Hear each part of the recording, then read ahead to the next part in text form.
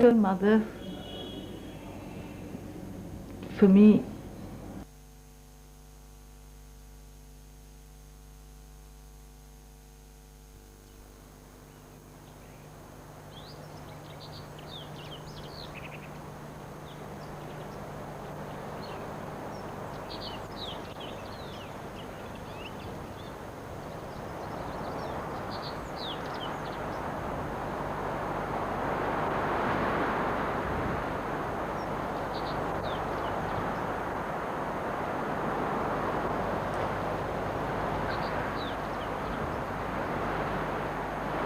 For years upon years, this woman appeared on her bedroom balcony, taking in the thousands of followers who hurried beneath her windows to receive her blessing.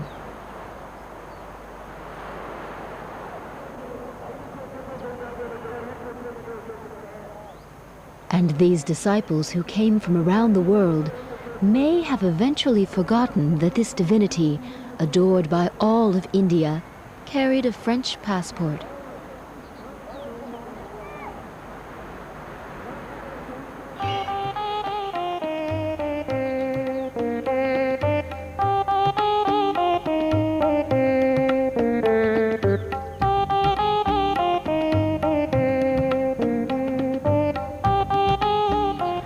Early in the morning, used to come at 6:30 to have mother's darshan, and she will come out from there, stand there, this corner, and then look at her individually, and we will do pranam. And she used to give force and for the whole day and grace, and then our day started with joy. Just pouring down on her. This is the singular story of an adventuress of the spirit, the story of a woman haunted by the mysteries of the human soul. When she moved to Pondicherry in 1920 to live near the Indian thinker Sri Aurobindo, nothing could separate her from her destiny. And all the lights that this great sage lit in her, she wished to share with the men and women of her time. With him, she entered into the popular pantheon of the Indian gods and goddesses. She was named Mira Alfasa, but upon all lips, she had become the mother of Pondicherry.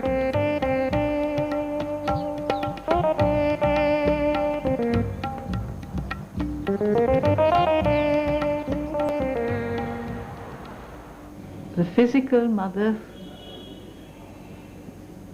for me, personally, represents love. Total, absolute love. If you want me to define her, I would say she is indefinable. She was power, she was wisdom, she was love, she was mother, she was worker, she was friend, she was our life. Without her, life here didn't make sense. We lived here for her, and we still are here for her.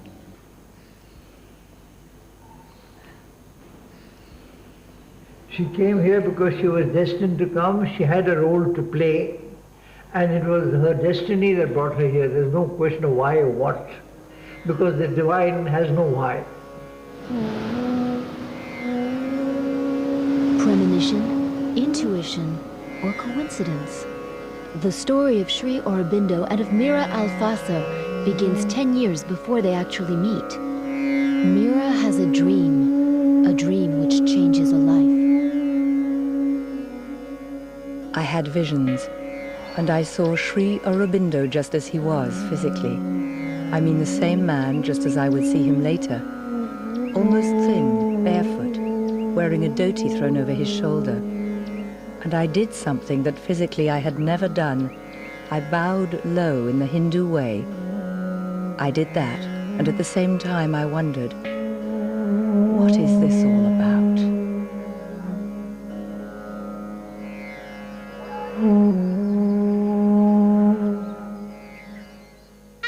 Alexandria, 1877. A woman scandalized by the condition of Egyptian women refuses to bow to the great Khedive. It is Mathilde Alfassa, Mira's mother. The whole family, Jewish, Turkish, Egyptians, must quickly leave the Alexandrian court.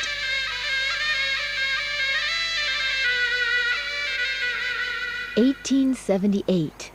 It is in Paris that Mira's first cries are heard, but hanging in the air is the scent of the Orient that her parents still cradle with nostalgia. Solitary and reserved, Mira disappoints her mother, who had nurtured socialite ambitions for her daughter. Mira's spirit is elsewhere, and her dreams are in the Orient, a sort of childhood paradise where adults are excluded.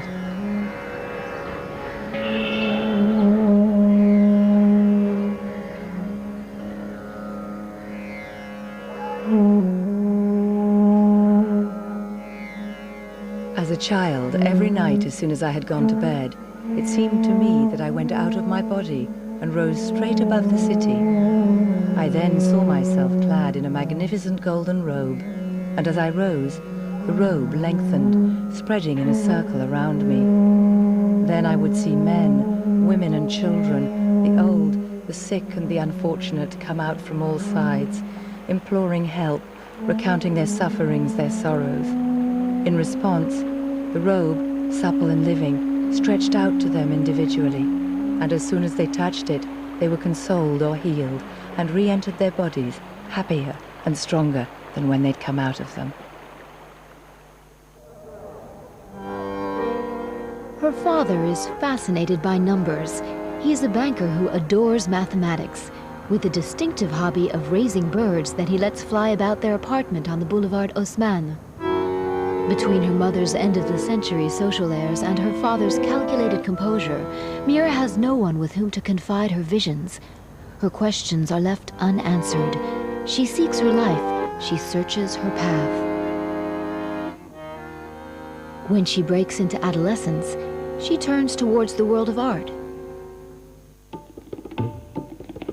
Being born into a completely respectable bourgeois family, who considered art more as a pastime than a career, and artists as frivolous and inclined to self-indulgence, I felt, perhaps in a spirit of contradiction, an imperious need to paint.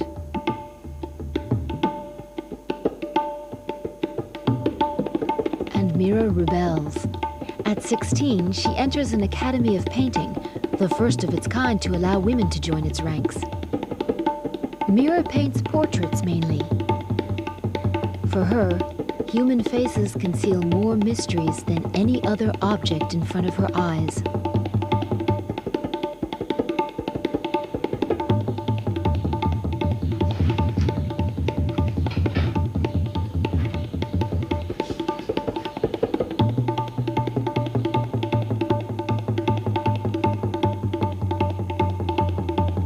Mira is 19 when she marries a painter, Henri Morisset.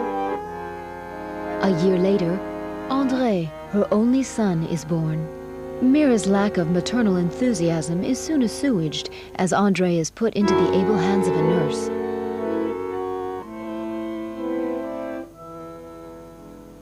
In the Parisian salons, as a resistance to the overriding materialism of the times, the sciences of the occult are the latest rage.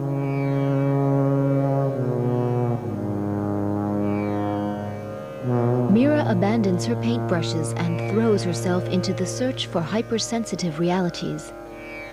She cultivates the hope to find the first responses to the questions she has so long been pondering. Yet what she uncovers is not to the liking of her husband. Mira is 30 when French law institutes the right to divorce. She is one of the first women to go through the experience. In Paris of the early 1900s, the study of Eastern philosophy slowly wins over from certain esoteric forms. It's a fresh start for Mira, who meets a new husband in the Orientalist circles, Paul Richard, a diplomat and philosopher. She continues to pursue her quest as he takes her with him on a voyage.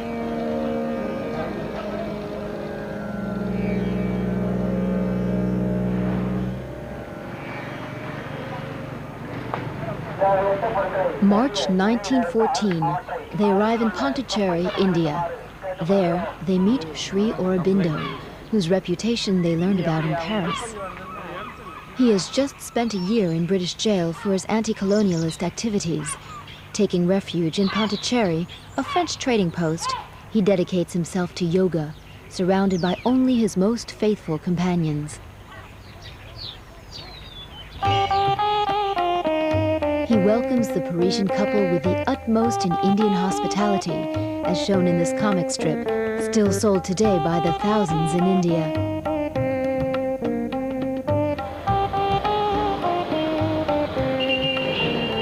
They say that Mother stayed in this hotel when she first came to Pondicherry. It's quite likely it was the only hotel in town. She'd come with her husband Paul, who was a candidate in the French elections. Paul lost the election, but I don't think they were very disappointed.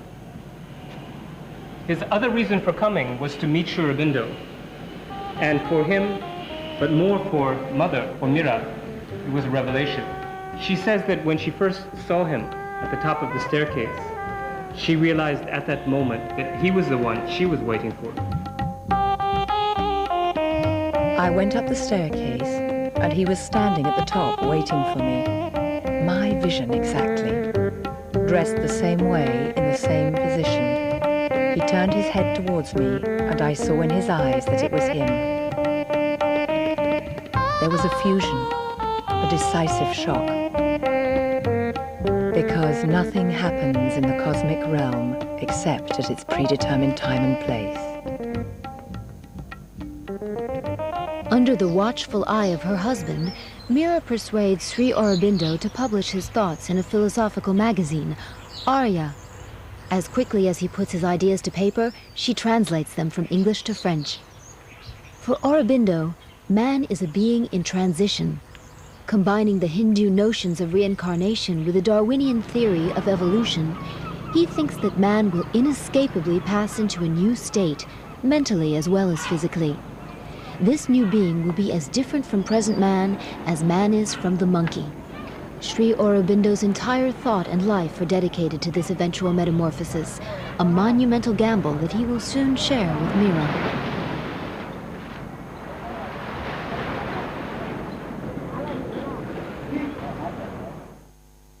But world affairs in general do not reflect Mira's personal world.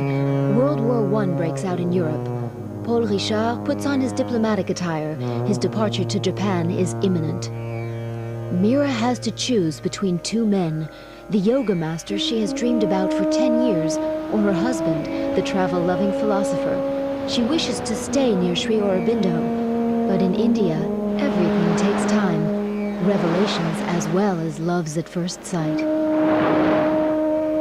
Each spin of the propeller in the deep ocean seemed to distance me from my true destiny. Sri Aurobindo did not keep me. What could I do? I had to go, but I left my psychic being with him.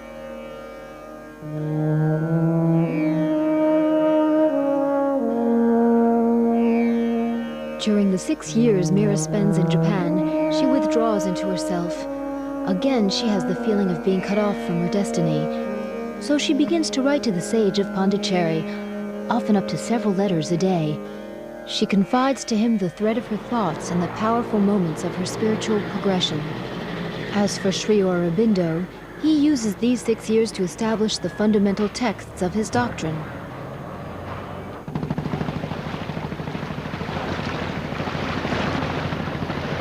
Finally, this untimely chapter in Mira's life closes in 1920. Paul Richard accompanies her, as always, philosophical.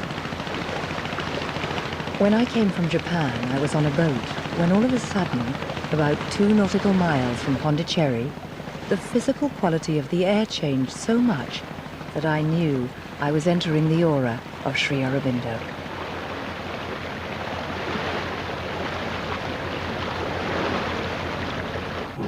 Mira never again strays from the aura of Sri Aurobindo.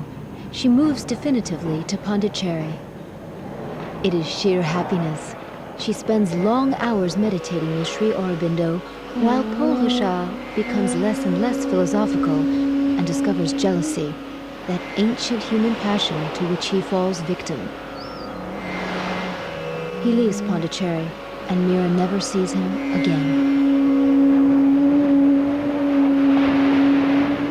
Mira is 43. Other voyages, immobile and interior, await her.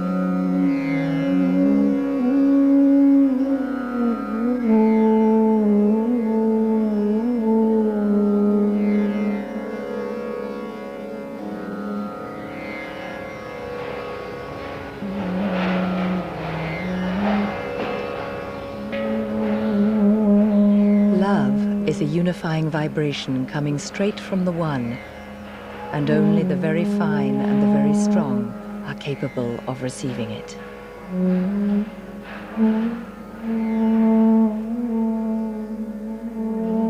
Although she follows Sri Aurobindo's philosophy, she doesn't understand how he lives in such deprivation. She begins to organize the life of their community into an ashram, a sort of Indian monastery, where one can not only study the precepts of the Guru, but experiment with them on a day-to-day basis.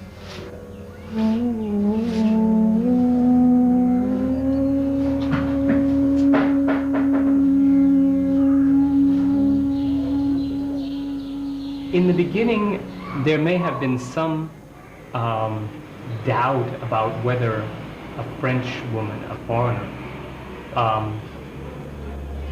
ought to be given the importance in the household that Mother was being given. Sri Aurobindo came out and said very clearly that the Mother and I are one, that our yoga is one, and silenced any murmurings there might have been about the closeness that she was enjoying with him. Udar, who participated in the ashram's early days, was a privileged witness to the indissoluble link that united Mira and Aurobindo. 1926, he had a great spiritual experience, and he was given the promise that it can be done. At that time, he retired from all outside contact, and he put the Mother in charge of the ashram. And he said to anybody, he told all his people, those who want to do my yoga, they have to surrender to the Mother. And he himself surrendered to the Mother. She became the head. But at the same time, the Mother always considers Sri Aurobindo as the Lord. But the whole power was given to the Mother to build the ashram, and she built it.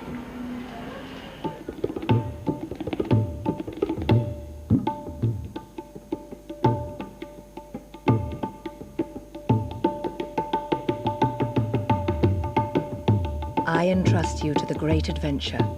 It's not about spiritually repeating what others have done before us. Our adventure starts beyond that. It's about a new creation, entirely new, with all the unforeseen elements, risks and hazards that involves. A real adventure whose goal is certain victory, but whose road is unknown and must be traced out step by step into the unexplored. Something that has never been in this present universe and will never be again. If you're interested in that, well, we'll embark upon it. What might happen to you tomorrow, I can't say. We must leave behind everything we expected, everything we planned, everything we built, and then take off into the unknown, and come what may. As Mira decidedly organizes the material life of the ashram, Sri Aurobindo is able to dedicate himself to his writing. He publishes The Mother, in homage to the Divine Mother, the great goddess who in India is the source of all creation. Without her, there would be nothing. After the publication of this book, there could be no misunderstanding. For Sri Aurobindo, Mira represented the Divine Mother. From then on, Mira was no longer called Mira. She was called the Mother.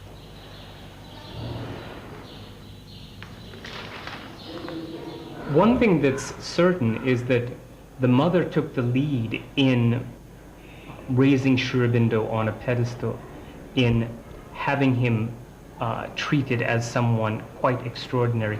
During the early days in the ashram, he was just one among many, in a way. So it was, I believe, she who made the effort to elevate him, and he who, in response perhaps, showed people the way to approach her, in a similarly putting her on a pedestal, raising her up above the others.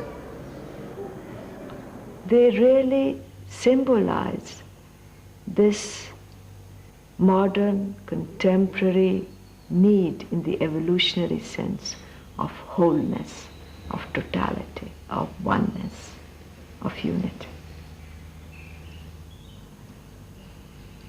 She took birth only to meet him, be with him, and to work with him. She couldn't have, you can't conceive of mother being on her own without him.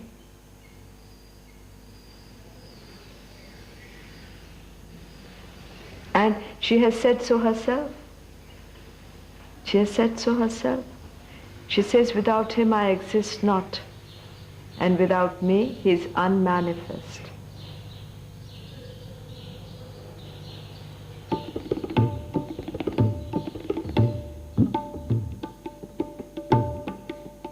If the mother is of divine essence, Sri Aurobindo is as well.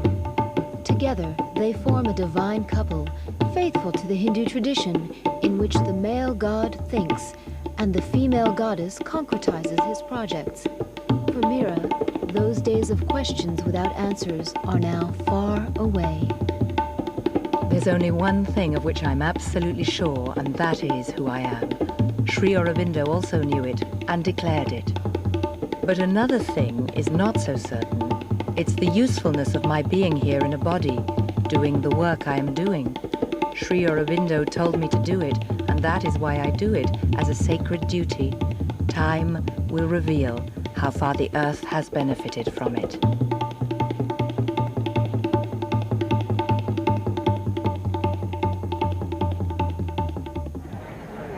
In Pondicherry, the ashram is situated in the colonial quarter, called the White Town, because of its inhabitants. As for the Indian quarter, it is known as the Black Town, more populated, more industrious. This ashram, run by a woman, and a French one at that, was bound to arise controversy among the Indians. La mère se donnait une identité, une image de sainte, de déesse. Or, les déesses indiennes sont de véritables saintes, modestes, simples. Tandis que la mère, elle se donnait l'identité d'un ange, ce qui est exagéré, un peu même stupide. Elle s'habillait en déesse, elle portait des bijoux, des couronnes, des diamants et des saris brodés d'or. Et tout ça, ça nous a quand même un peu éloignés de la mer.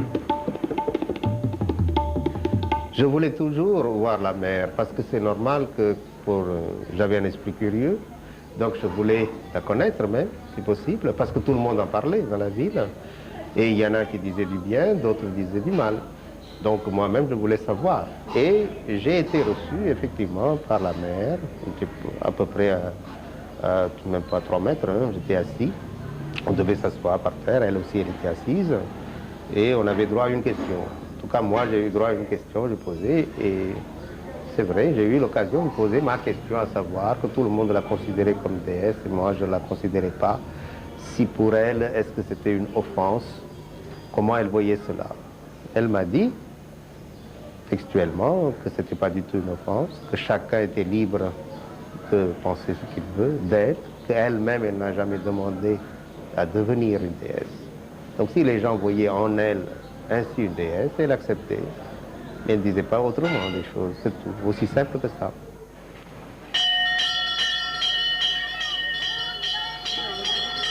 In India, the man or the woman who is able to show one the way is venerated as a god. They become the guru. Mira, having become the mother, was at ease as a goddess incarnate. She considered it a mission. je dis que la mère a fait du bien pour la chambre, beaucoup de bien, même spirituellement, parce qu'elle transmettait les pensées difficiles d'Aurobindo, ainsi tendrement. Hein. Et c'est un plaisir inouï que de lire la mère.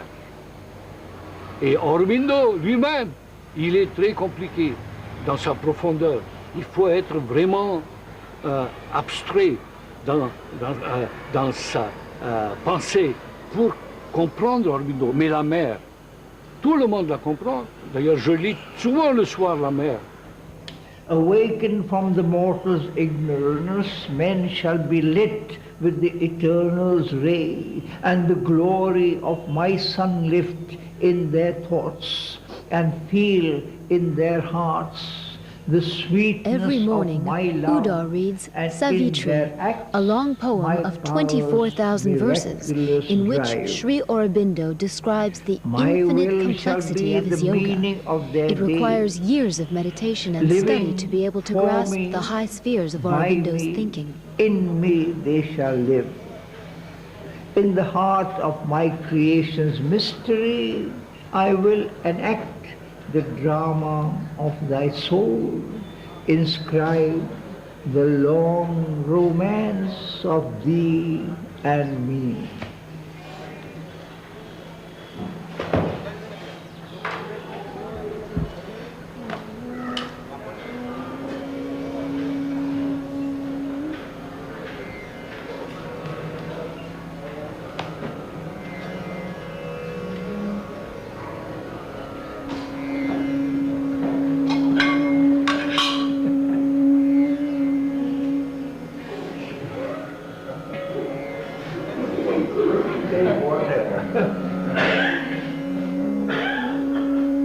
In his room, Sri Aurobindo experimented on his own body with methods to accelerate the coming of the new being. Though he had predicted that this evolution would not happen for centuries to come, he sought to set his disciples on the path. Sri Aurobindo came to tell the world that man is not the last creation, that there is another creation. It can be of great beauty in its simplicity, a beauty that those who are distressed can understand, that those who are tired of life can feel, that can affect those who have racked their brains with reasonings and dogmas. And I am the first.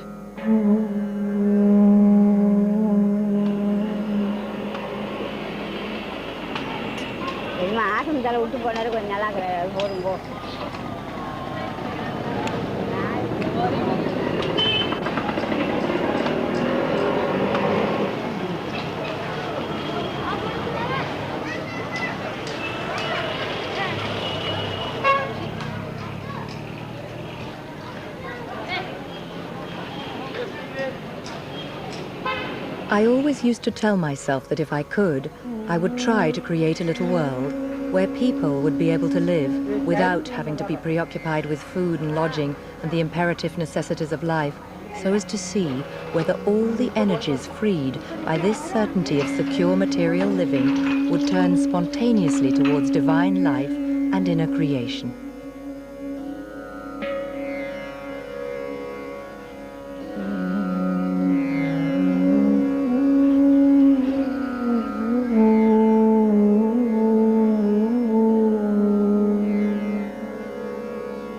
In a traditional ashram, life assumes an ascetic character based on study and meditation.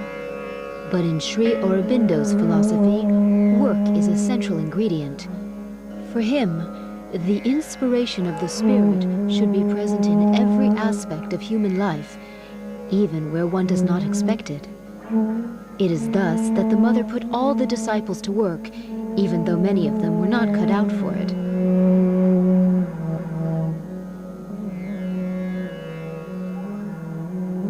When she did something, she did it thoroughly. So she used to work on all different levels simultaneously, and the physical and the material were very, very important, and she really worked on that level constantly, in every way. It was incredible, the love of perfection in work which she had.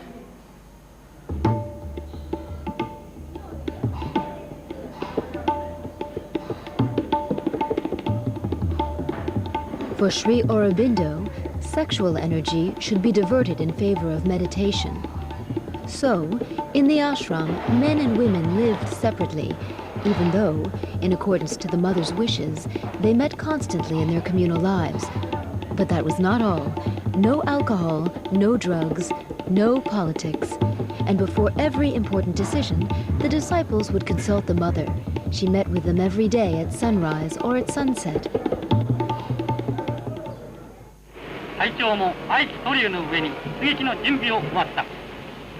When World War II breaks out, Sri Aurobindo and the mother side with the Allied forces, while most Indians lean tacitly toward the defeat of the English colonizer.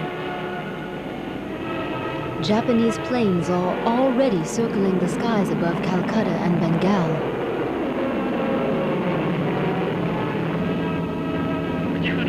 There is panic among the Bengali disciples who come to seek refuge with their children at the ashram in Pondicherry. Between 1938 and 1950, the ashram grows from 200 to 1,800 people. A new challenge presents itself to the mother: how to soften the austerity of the ashram in order to accommodate all these children. Although she did not bring up her own son, she doubles her energy and discovers a new passion for children, the bearers of the future humanity. For them, she will even recall her own Parisian childhood by organizing Christmas celebrations and theater and musical performances. It seems as if 60 years later, those early years in Paris come back to her quite naturally, leaving behind all her doubts, questions, and mystical turmoil. The ashram operates as a sort of original fusion between Western and Eastern culture.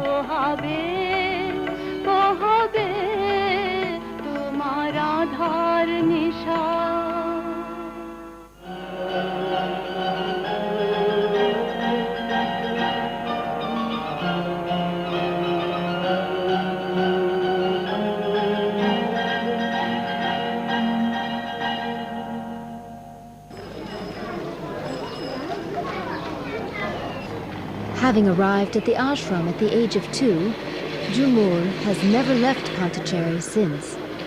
When we first came, the ashram was very small as a community and there were very few children. So we were very special, we were looked after very, very well. And as time passed, the school became bigger, more children came, there were more activities, and naturally mother had many more things to do, but all the same, the relationship didn't basically change. We saw her every day.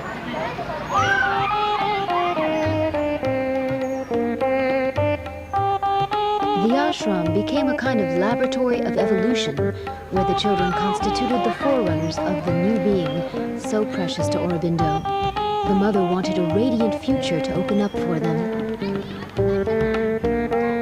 I believe that those who will begin the new race can be found among the children. She started the school because the children were there. That's what she said.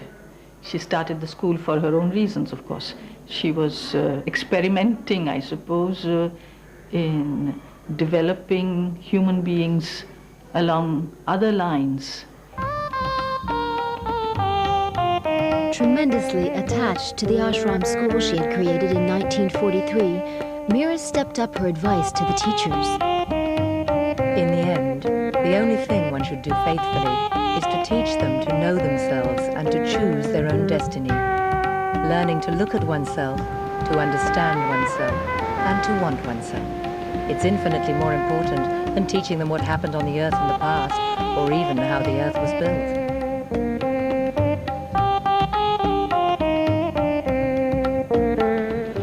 On avait l'impression chaque fois qu'on la voyait qu'il n'y avait que toi qui existais pour elle. Elle te donnait tellement de son attention, de son amour, de sa disponibilité, que tu avais l'impression d'être la seule personne qui existait pour elle. En tant qu'enfant, comme tous les enfants espiègles, j'ai fait pas mal de bêtises et chaque fois quand j'écrivais à mère, elle acceptait ça d'une façon tellement naturelle Et elle me l'assure en disant, mais il ne faut pas s'inquiéter pour des petites choses comme ça. Mais c'est tout à fait naturel, ça. Ça va passer. Il suffit d'aspirer à autre chose. Et il suffit d'être conscient. Et tout va se passer.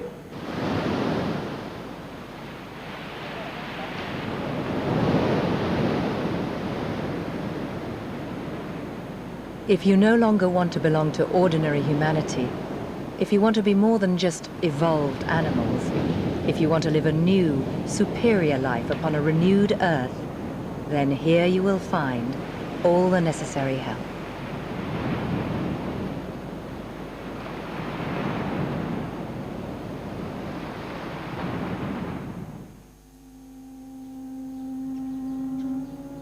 And the man whom Mira had dreamed about 10 years before they met, the man in whose shadow and light she lived, passed away on December 5th, 1950.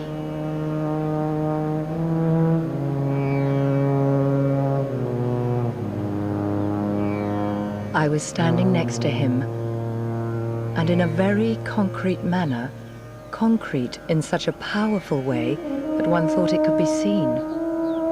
All that force that was in him passed from his body into mine, and I felt the friction of the forces passing through the pores of my skin. So, in leaving his body and entering mine, he said to me, "You shall continue until the work is done." Then the people said, "He's dead."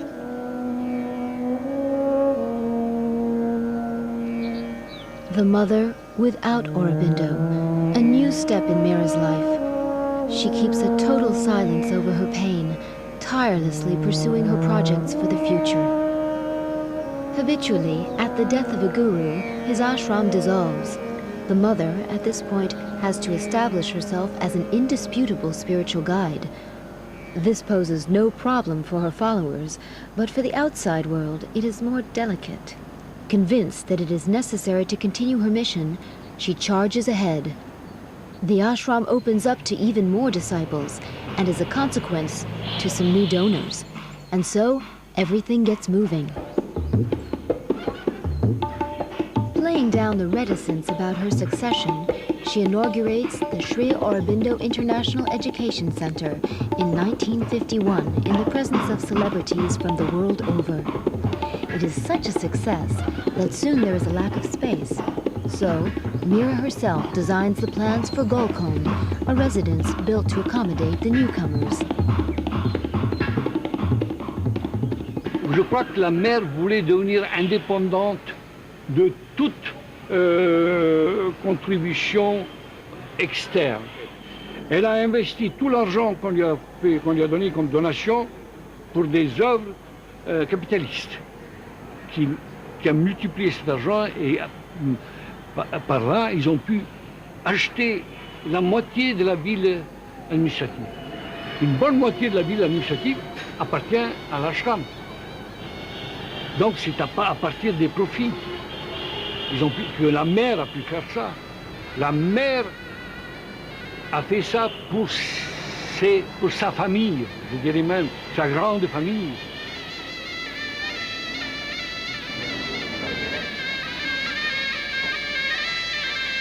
Again, there is a lack of space. Taking advantage of her French passport, the mother buys half of the White Town, the ex-colonial quarter, in the name of the ashram. In fact, after Indian independence, the French trading post of Pondicherry was given a special statute. It stipulated, among other things, that colonial property could not be given over to Indians until 1954. The funds necessary for this action came not only from donations by rich disciples, but mostly by profits from the ashram's many industries which produced books, handmade paper, and essential oils, all still sold in shops of Pondicherry today.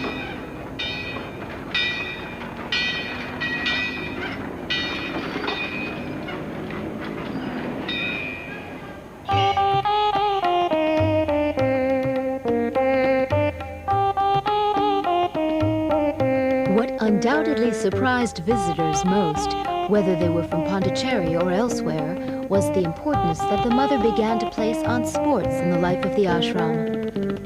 Once again, Mira goes out on a limb and casts off the accepted notions of her time about the role of women in relation to men.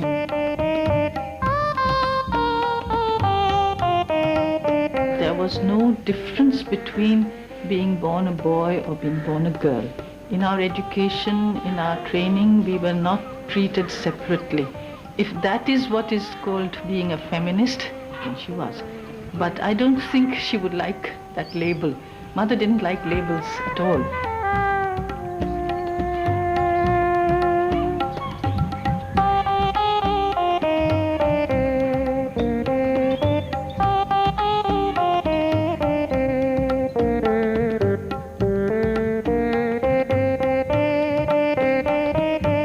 In order to enter into contact with the divine conscience, there is no better way to prepare the body than to do physical exercise. Sports, athletics, gymnastics and other games are the best ways to strengthen the body. I ask you then to put all your heart, all your energy and your willpower into the events which start today.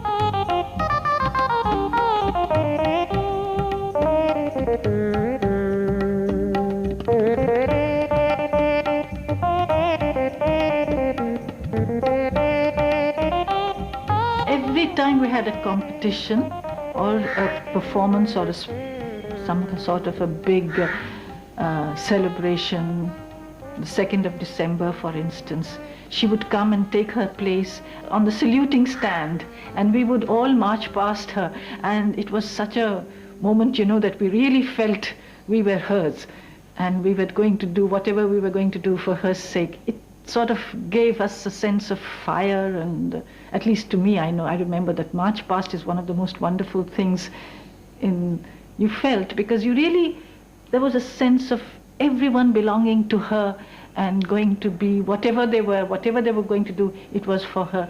It created a sense of, I don't know if soldiers felt like that for the country, I suppose something like that.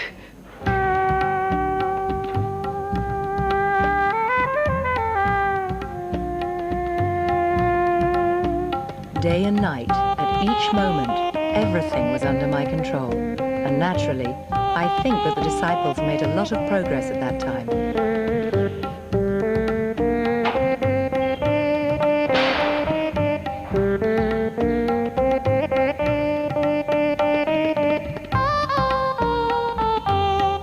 The magnitude of these marches could have led one to believe that over time, the mother had developed around herself a certain personality cult. Did Mira let her divine mission get the better of her? Yesterday, I signed more than 200 photos. People ask for my opinion on everything. The world is not reasonable. Not to mention all the people who want me to work out all their family matters, from their business to the marriage of their daughters. And I don't answer, because it's none of my business. They're surprised, but why not? I simply recommend that they consult their interior guide.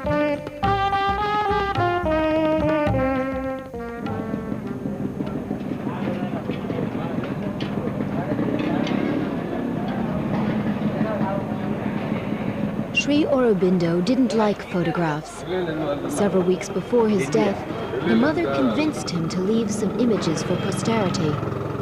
She called Henri Cartier-Bresson, the only photographer to approach the divine couple.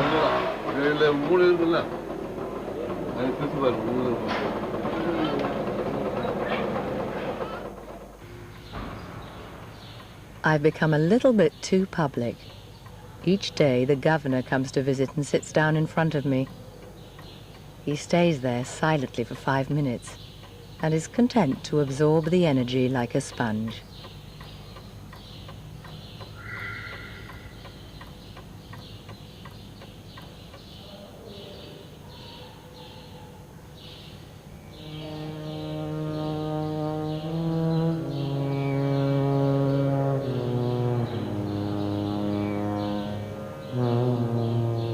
At the end of the 50s, at age 70, the mother decides, like Aurobindo, to seclude herself. From this time on, she appears before her followers only on very rare occasions. According to the legend, just before his death, Sri Aurobindo discovered an even deeper secret than before, though he never divulged its content. And Mira feels the need to uncover this final mystery.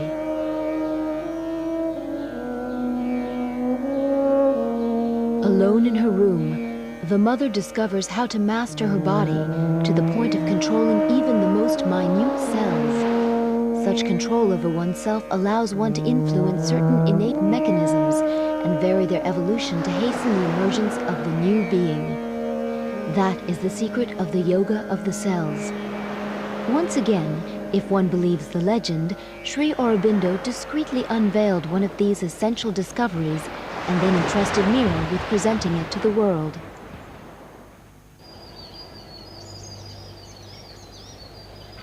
To complete the legend of the divine couple, one final creation is still missing. At the age of 90, in the evening of her life, Mira knows that she will not see the appearance of the new being, but she leaves behind an ideal town which will be ready to greet him. It is Auroville, a few kilometers from Pondicherry, an attraction for the flower children and their children.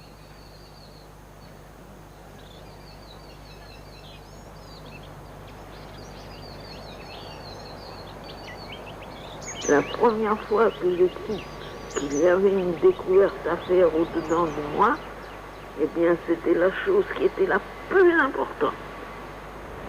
Et quand il s'est trouvé, comme j'ai dit, un livre, un homme, pour juste me donner une petite indication, me dire voilà, si vous faites comme ça, le chemin s'ouvrira devant vous. Mais je me suis précipitée comme un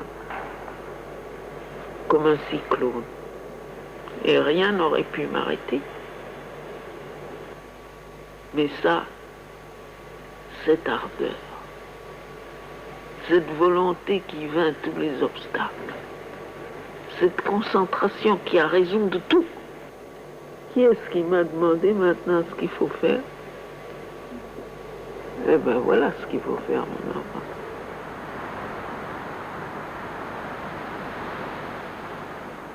On November 17th, 1973, the mother leaves her armchair and withdraws from the body of Mira Alfassa.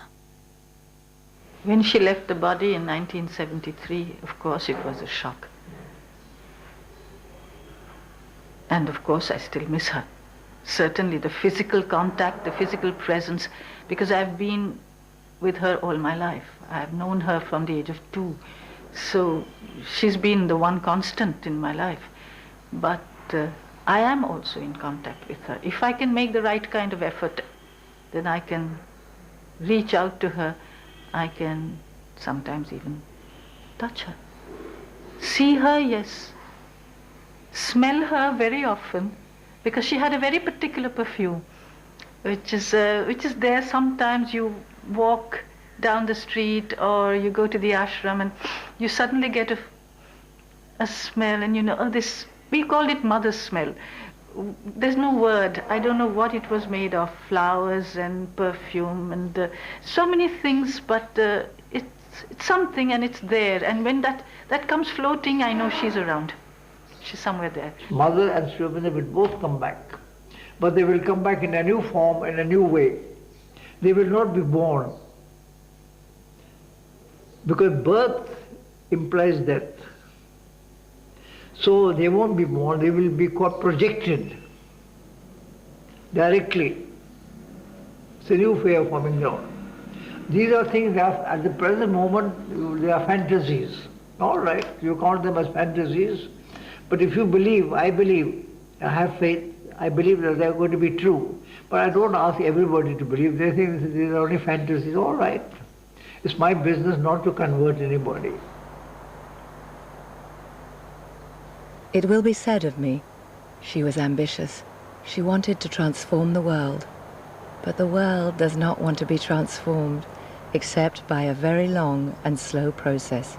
So slow that the change cannot be perceptible from one generation to the other.